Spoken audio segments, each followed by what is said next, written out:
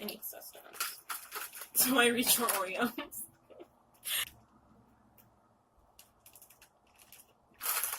This video is 25 minutes long. Editing is going to be so terrible for me. Hello YouTube, it is KG, and today I'm here to talk to you about the 10 most important things I learned in my first year of college. College, or otherwise known as university around the world, is a time for growth and experience. For a lot of students, it is your first time living alone, and even if you don't live in dorms, it is the next big step into independence. You get to pick your own class time, so you decide when you're here, what you're going to do while you're here, and who you do it with. The college atmosphere allows for a lot more freedom than what one would have had in high school, and so there is a lot to be learned. I went through a lot in my first year of college, and I don't really know if my experience was normal, but through it, I discovered a lot about myself and the world that I live in. And so, coincidentally enough, only one of the things on my list actually has to do with the curriculum, and that is that I love sociology. Sociology is a course that I got to take just as a simple core requirement. There are many classes I could have taken instead, but sociology just spoke to me. My options were African American history, Introduction to African American Studies, two things that you would think I would want to take, except that I don't much know about African culture. My family is Haitian and my dad's side is from the Caribbean islands, so I actually don't hear much about Africa when I'm talking about my family and our heritage. Is heritage the right word?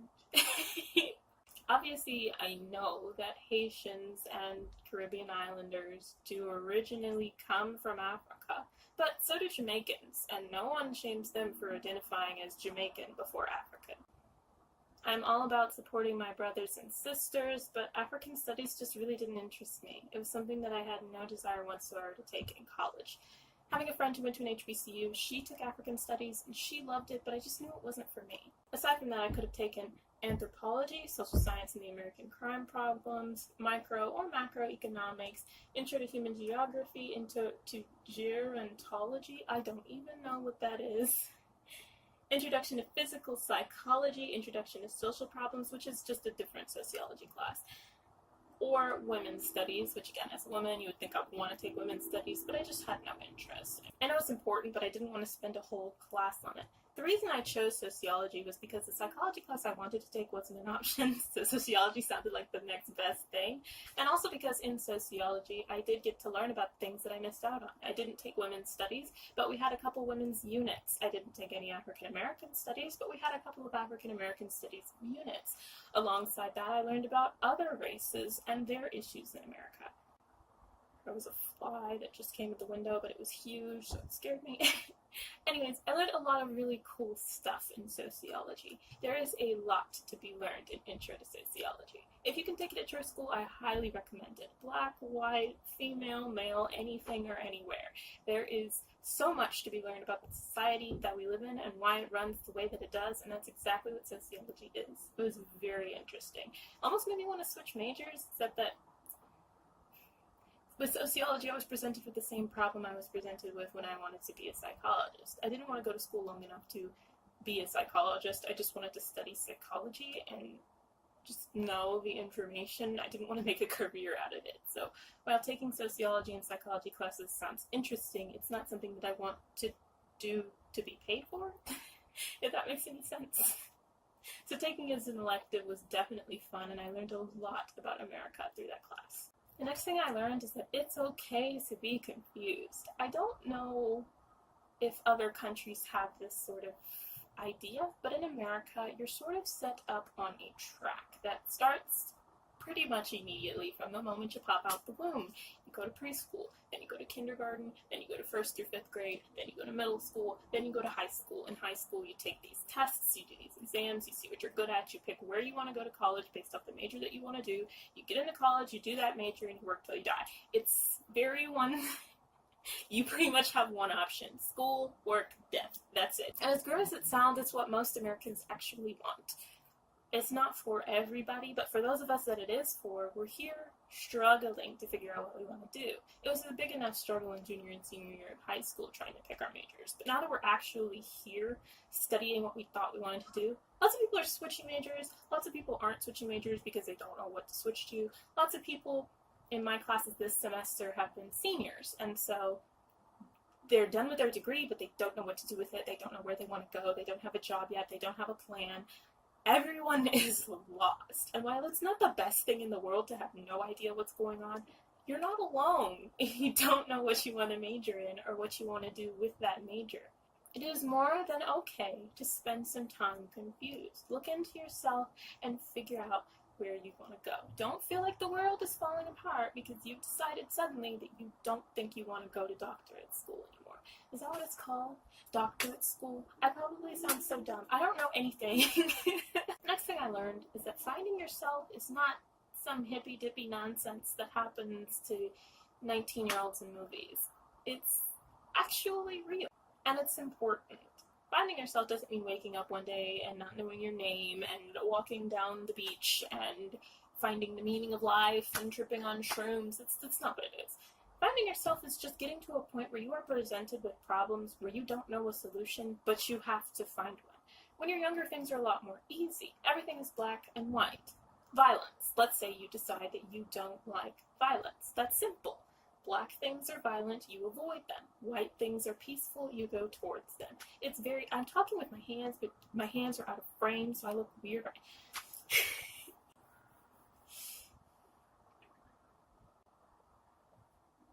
Violence, bad. Peacetime, good. It's very simple when you're younger. But as you get older, be it in your first year of college or some other time in life, you will be presented with issues that are not quite so black and white, and you have to pick where you want to put yourself on the grayscale. And a lot of times, picking doesn't just mean making a verbal decision. It means actually acting on what you chose. Using the violence example. Where can you draw the line between violence for violence sake and violence for self-defense or for the sake of defending others? Even if it's not defense, can violence be justified? How do you feel about war? Despite how you feel about war, war exists, so what are you going to do about it? Will you contribute? Will you not? Lots of questions like these come up at a time like this in your life when you're around the ages of 16 to 25, and through answering questions like these, you end up finding out more about yourself than you ever knew in the first place. That is what finding yourself means. You'll be put into situations where you really don't know what to do based off of your moral and ethical code thus far, and you have to figure out where you want to be. The next 3 things on my list relate to college, not so much the classes, but just the college experience. The first one being that this one is very personal, I suppose, is that I am not used to being around people who are the same color as me. There's a big surge right now of media representation being important. There should be people of color in shows, there should be people of different sexualities and gender identities in shows. There should be all kinds of different people in shows and movies so that kids can see themselves represented in their favorite media and feel like they are understood and accepted in society. As much as I've realized I subscribe to that, I've also realized that I have been conditioned to the life I was living before. In high school, and actually throughout all of my schooling, all of my life actually, just because of where we've lived, I've been surrounded by majority Caucasian white people. Saying Caucasian and white is redundant. And while I'm not at an HBCU, I'm not at a PWI either. For those of you who don't know, HBCU is a historically black university or college, and a PWI is a predominantly white institution. I am not at a PWI. It is historically white, but it's predominantly black.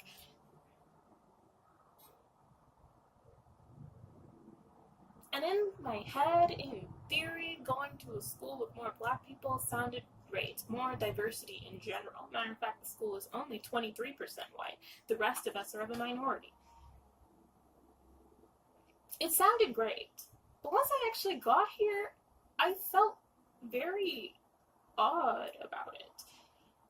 In high school, I feel like part of my identity was just being black. Whenever Black History Month came up and we were talking about MLK for a day, everyone looked at me. Whenever in history classes we got to the units about slavery, everyone was waiting for my input. I was just the black girl, or one of the 3 black people in the class. That was part of who I was, and I never realized it until I was gone. Now that I'm here, it makes more sense to point out the white girl in class. Both of my roommates are black, which I absolutely did not expect to happen. I was expecting to have to explain how washing my hair worked, and the first day that I was here, my mom, gave me some home-cooked food. I was expecting to have to explain, what my food was, what oxtail is, things like that, and none of that happened. Being around black people isn't bad.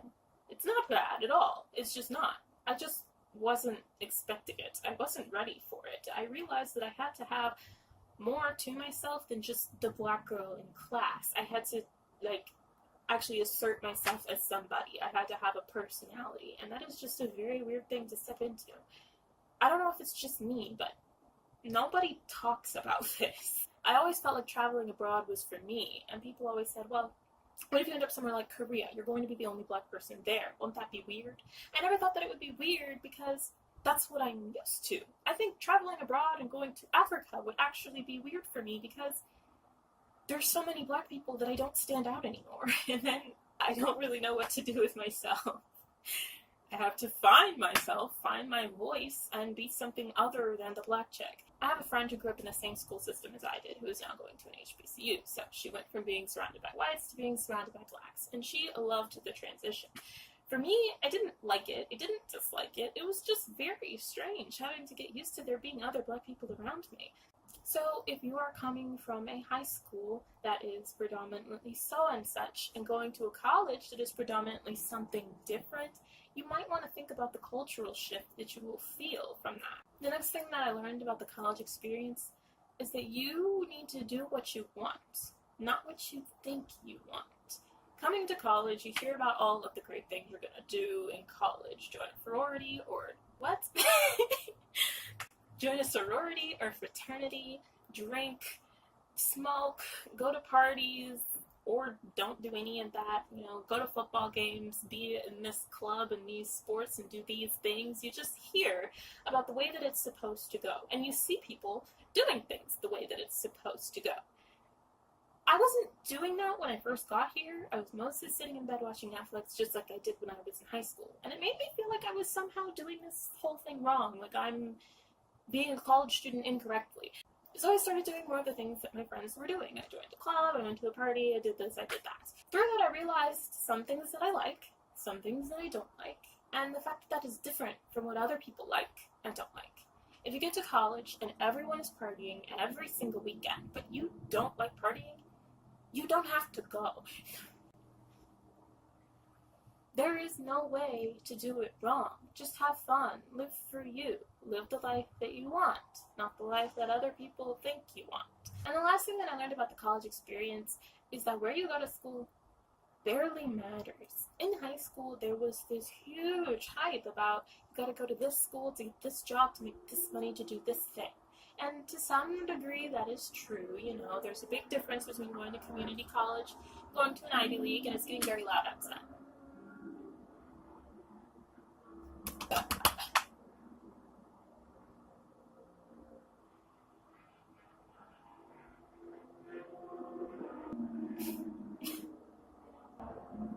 What is driving by? There's a bit of a difference between going to a community college and going to an Ivy League, but at the end of the day, once you get your first job, after that employers kind of tend to ask you about your last job, not so much where you went to school. Furthermore, for me specifically, I needed to go to a school that had my degree. There weren't a lot of them out there. If you want to study something like architecture or oncology, I think it's called, being an eye doctor, there's not a lot of schools that do that. So if the best school in your state doesn't offer it, then guess what? You're not going to the best school in your state, and it's not the end of the world. Go to a school that has your major where you think you will enjoy the atmosphere there. You also want to be able to afford the school that you're going to. Don't put yourself in mountains of debt just to study education, because you will be in debt for the rest of your life. I just hope you're ready. So irrelevant in the grand scheme of life. You're there to get your degree. So get it. Don't worry about all the little things. One thing that I learned sort of about picking a major is that you need to chase your passion with reason. I always hear chase your passion, and I am an arts major, if you didn't know. I stand by chase your passion. However, there are things to consider when going that route. For example, what is your passion? Having money might be your passion. I know a guy who's studying what he's studying, A, because he likes math, and B, because he wants to have money. He grew up poor, and he doesn't want to live like that for the rest of his life. Having money is very important to him, and to some people, money is part of your passion. That can be a thing. You can't just want to live a certain way so much that you will do whatever career is necessary. But for other people, money isn't their main goal. Money isn't the only thing you're passionate about. For most people, money is not your main passion. You're going to like something, like math, or art, or music, or helping people. If that becomes the case for you, get a degree that matches your passion, and don't chase money so much. For example, if you like art, maybe you should get an arts degree. You're going to be doing it literally for the rest of your life. You might want to pick something that you can actually get through. But nobody wants to be a starving artist. I'm sorry, but nobody wants to do that. I don't want to do that. Do you want to? I don't. Like, who's signing up for that? So maybe instead of just studying straight up studio art, you do what I'm doing and study animation, or architecture, or medical illustration. What you do in college often sets you up for the rest of your life. Not completely, but in some respect. So you need to think about the financial life that you want to live, but you also want to think about the work that you want to do. If you absolutely hate blood and are squeamish, do not study to be a doctor just because they make a lot of money. You will not be happy. And if you just adore the saxophone and want to make it big playing saxophone, then you do that.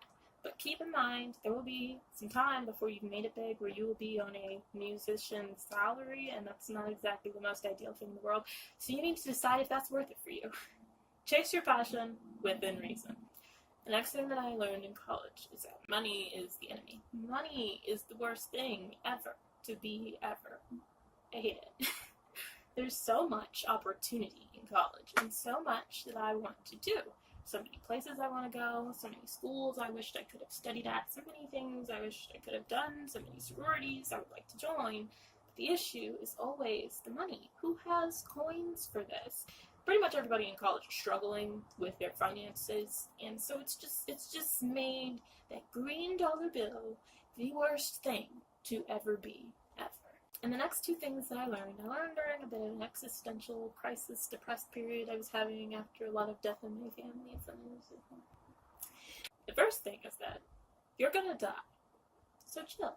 Seriously, I had to take a moment and realize that I was going to die. We all know we're gonna die, but there comes a point where you actually accept it. You see your parents starting to wrinkle, or you see someone in your family get sick, or you yourself have an experience where you almost die.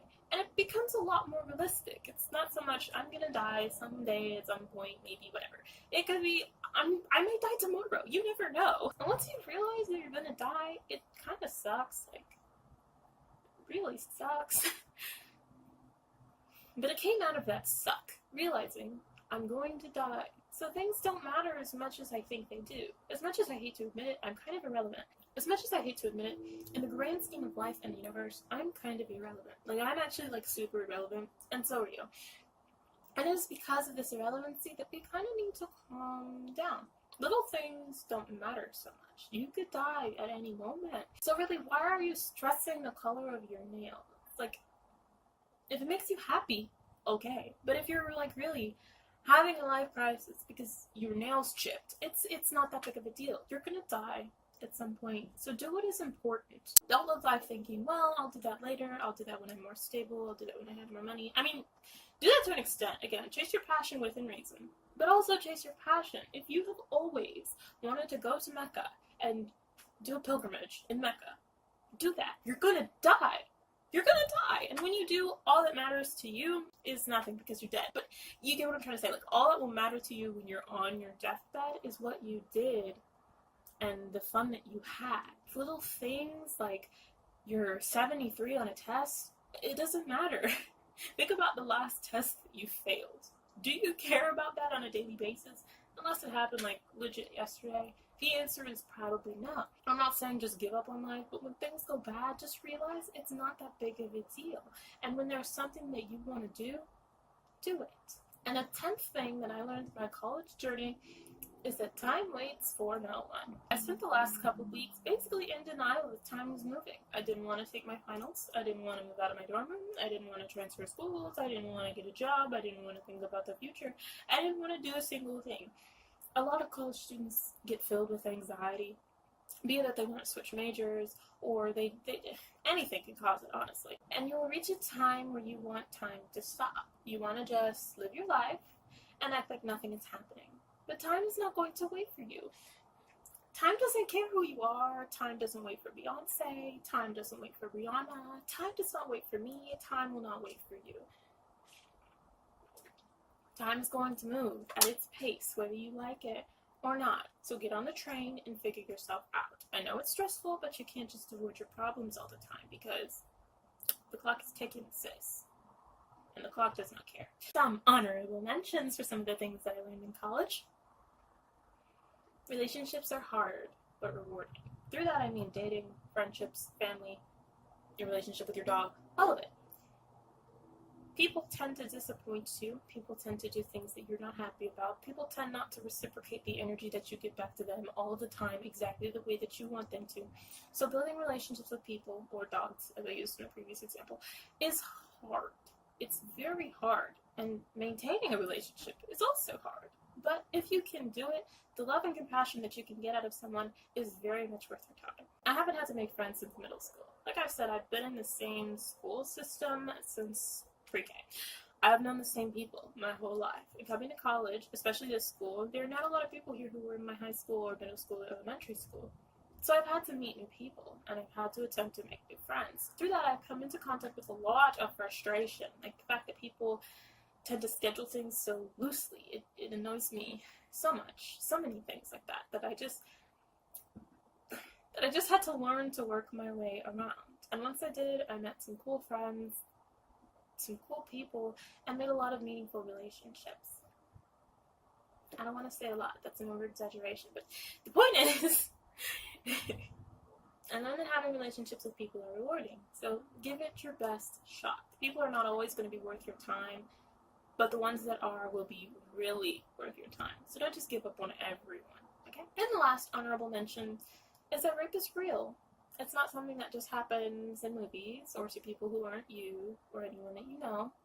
It happens. And that's all I have to say on the matter. Be careful out there. Men, ladies, children, everyone. Because these people really don't care about you and your emotions. So those are the 10 most important things I learned in college, along with 2 honorable mentions. And actually, I keep saying in college, but it's only my first year of college. I still have 3 left. Originally, it was going to be that I had 2.5 years left. I was set to graduate early, but because I'm transferring, I'm not graduating early anymore.